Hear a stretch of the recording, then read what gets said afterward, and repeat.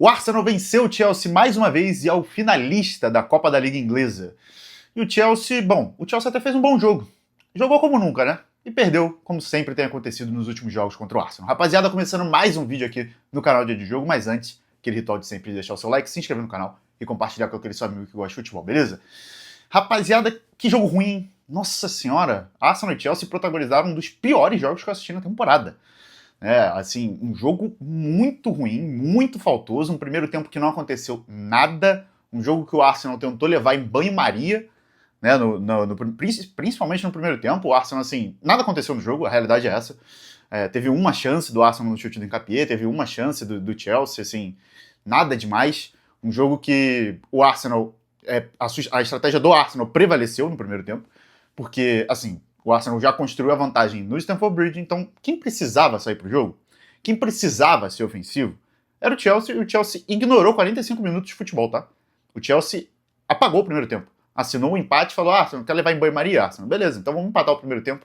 E o Arsenal falou: então beleza, eu não vou correr riscos desnecessários tendo vantagem contra você, você vai ter que criar. Me contra-atacar você não vai conseguir, eu não vou te dar esse espaço. O Chelsea teve que criar. E aí, com o meio-campo que tinha 3 volantes, 2 alas, 3 zagueiros, é difícil esperar muito de criação do Chelsea. O Delap, inclusive, me chama a atenção o nível dele, assim, muito abaixo. O cara parece um lutador de UFC, tudo menos jogador, né? Então o Chelsea tinha pouca criatividade, aí no segundo tempo o Chelsea melhorou, entrou o Palmer, entrou o Steven, entrou a criatividade. O Palmer, inclusive, me chamou a atenção. Isso me incomodou no jogo do Arsenal. O Palmer teve liberdade, cara.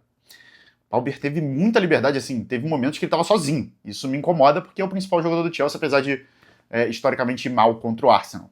Então o Chelsea ali no segundo tempo pressionou, tentou criar alguma coisinha, o Arsenal tentando buscar o contra-ataque, até teve uma boa oportunidade que o Zubimendi não consegue encaixar o passe pro Martinelli, falando em Martinelli, muito abaixo a partida dele. O primeiro tempo dele também tem uma chance que ele cruza errado, a outra que ele abaixa a cabeça e não toca a bola pro Gyökeres. Então assim, o Arsenal também teve suas chances ali no contra-ataque, mas assim, um jogo que não aconteceu quase nada. E aí no segundo tempo, como eu disse, o Chelsea tentou ensaiar essa pressão, mas era uma pressão muito mais de volume de jogo do que de grandes chances. As melhores chances do Chelsea foi a falta que o Palmer bateu, algumas batidas do Enzo de fora da área, chutes do Cucurella, se não me engano teve um também, assim, tudo ali numa região de campo de fora da área, né? O Chelsea não conseguiu criar nenhuma grande chance, porque o Arsenal jogou com o regulamento aqui, ó, debaixo do braço, uma defesa bem postada, um time bem postado, que não ia ceder grande chance pro Chelsea. Se o Chelsea quisesse fazer um gol, teria que ser na base da empurrância mesmo, aquela bola que bate, rebate, sobra pra alguém, aquele chute de fora da área, que se o Enzo tá num dia melhor, ele teve 2 chances, a bola pode entrar, mas assim, vai ter que ser na individualidade, vai ter que ser algo muito raro, porque o Arsenal fechou a casinha, pegou o regulamento, botou debaixo do braço, já tinha vantagem, e falou: Chelsea, me ataca aí, eu vou buscar o contra-ataque, e é isso, sabe, assim, o Chelsea não conseguiu criar nada, isso me chamou a atenção, o Chelsea criou nada. Sabe o que é nada? Nada. Lado positivo do Arsenal. Um lado negativo é o que eu acho que o Arsenal aceitou muito essa pressão. Né? Não era uma vantagem de 2 gols, era uma vantagem de 1 gol só. Então, assim, esse chute do Enzo, que talvez num dia melhor dele entra, tá empatado o jogo. E aí? Como é que você faz? Mas agora olhando também para atuações individuais, antes da gente falar do gol do Havertz, como eu disse, Martinelli abaixo, um Gyökeres que não foi bem hoje também, não conseguiu encaixar o jogo. Agora, a partida do Sonoese, pô, pelo amor de Deus, que sonolência foi essa do Eze em campo, gente. O Eze, que inclusive eu peço pra ele ter mais minutos em campo, mas ele foi muito mal de novo, cara. Depois do hat-trick do Tottenham, que ele comemora se escondendo, ele tá se escondendo dos jogos, velho. Muito difícil entender como ele terminou o jogo. Aparentemente não tinha ninguém pra entrar, né, porque o Havertz entrou de 9. Então assim, me chamou a atenção como o Eze esteve muito abaixo hoje também. E aí no último lance do jogo, praticamente, no contra-ataque, quando a bola cai pro Rice, eu falo: cara, os caras vão dar um jeito de perder o jogo. Tiveram volume, jogaram melhor, mas pegou papai.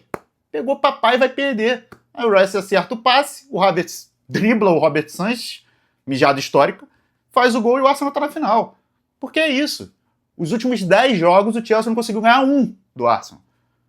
10 jogos oficiais. Quantos o Chelsea ganhou? Nenhum. São 7 vitórias do Arsenal, 3 empates. Assim, é uma freguesia que eu nunca vi depois que o Chelsea virou rico, tá? Depois que o Chelsea se consolidou como um time grande, eu nunca vi isso. O Chelsea não consegue ganhar do Arsenal. Quando joga melhor, não ganha. No máximo consegue empatar. E o empate é raro, porque dos últimos 10, o Arsenal venceu 7, 70% dos jogos. Então, assim, é uma freguesia absurda. O Arsenal virou papai do Chelsea, gente. Não é papai. Papai. É pai, pô.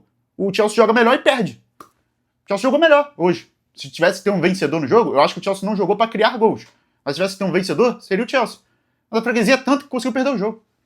Num contra-ataque já no último lance do jogo, é claro. O Chelsea todo exposto, conseguiu perder. E assim, o gol do Havertz é música para os meus ouvidos, porque ele tem entrado bem, tem melhorado. Para mim, ele vai ser titular desse time em algum momento na temporada. Eu não sei se como meia ou como centroavante. Até porque o Odegaard às vezes está fora e tal. Uma peça importante.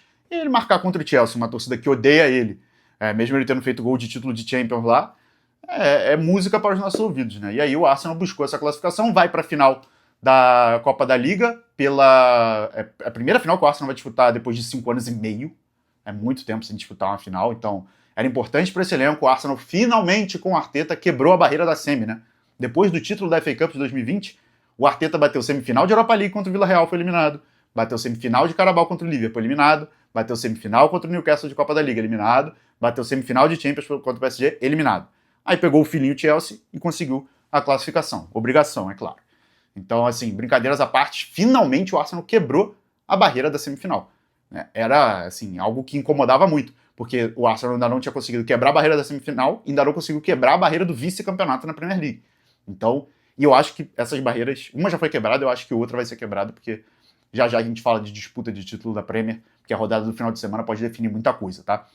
Então o Arsenal avança para a grande decisão, para pegar muito provavelmente o Manchester City, acho que já dá até para projetar Arsenal e City dia 16 de março, tá? Vai ser a final da Copa da Liga, em Wembley, claro, estádio neutro, mas que o Arsenal tem como segunda casa, todo mundo sabe, o histórico do Arsenal em Wembley é muito positivo. Então o Arsenal é até favorito nesse momento, se o jogo fosse amanhã, né? O Arsenal seria favorito.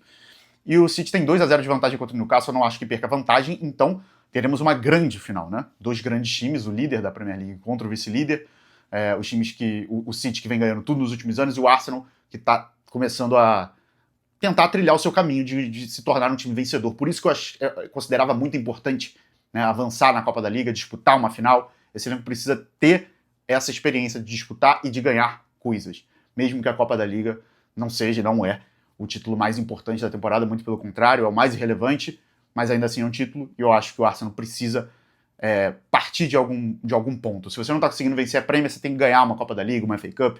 Eu acho que o Arsenal tratou a Copa da Liga com um pouco mais de carinho nessa temporada, foi recompensado, está na grande final, provavelmente para pegar o City, e na minha opinião, o Arsenal provavelmente será favorito, a menos que muita coisa mude em um mês e meio. Pode mudar, é verdade, muito tempo até a final, muitos jogos até a final, uma lesão ali, outra lesão ali.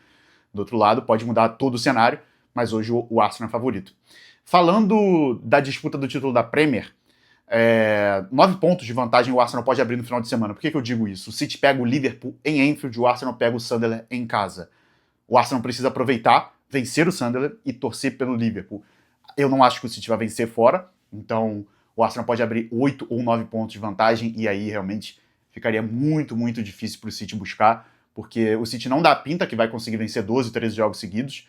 A pontuação máxima que o City chega até o momento é 89, se vencer todos os jogos até o final. O City já foi campeão com pontuações maiores do que isso, e o Arsenal já foi vice com 89. Então, assim, é improvável pensar que o City vai ter essa arrancada. Antes de eu encerrar o vídeo, eu queria trazer um debate muito importante, que é a narrativa que se criou de que o Arsenal não joga bola, é o anti-futebol, que o Arsenal, se for campeão da Premier, vai ser o pior campeão da Premier da história. Cara, eu fico incrédulo quando eu vejo essa narrativa. O Arsenal, de fato, não é o time mais legal do mundo de assistir, isso é fato, até porque tem uma defesa sólida, e times legais de assistir geralmente são o Real Madrid, por exemplo, que é uma bagunça defensiva, e aí pode acontecer tudo no jogo. Mas o Arsenal não é esse time retranqueiro, esse anti-jogo todo. O jogo hoje contra o Chelsea, quem parou para assistir fica, poxa, esse Arsenal realmente não joga nada, porque o Arsenal não jogou absolutamente nada contra o Chelsea, ainda assim ganhou o jogo. Isso diz muito sobre o Arsenal, isso diz muito sobre o Chelsea. Mesmo com todo o volume, o Arsenal não cedeu nenhuma grande chance, foi bem na sua estratégia, uma estratégia que você pode discordar ou não, mas eu acho que essa narrativa que se criou de que o Arsenal vai ser o pior, se for campeão da Premier, tá? Tem muita competição ainda, vai ser o pior da história, eu acho uma narrativa assim, é um conceito bizarro, porque é o time da bola parada. De fato, o Arsenal tem uma bola parada muito forte, mas não é só isso. O Arsenal não é só a bola parada. Aí muita gente fala, mas o Arsenal tem muita dificuldade de fazer gol com bola rolando. Nem tem tanta dificuldade assim, em alguns jogos isso fica claro, às vezes tá por encaixe de marcação, mas aí você vê, o Arsenal tem dificuldade de jogar, né? E o Chelsea vem com uma linha de 5, perdendo o jogo. Já tinha perdido na ida e vem com uma linha de 5 na defesa. É difícil furar uma linha de 5, não é fácil. Então, assim, essa narrativa que tem se criado eu acho muito perigosa, mas eu vou abraçar, tá? Se é o caso, então. Mas quem assiste os jogos e assiste boa parte da temporada do Arsenal, não precisa assistir todos, né? Vê que essa narrativa é uma mentira.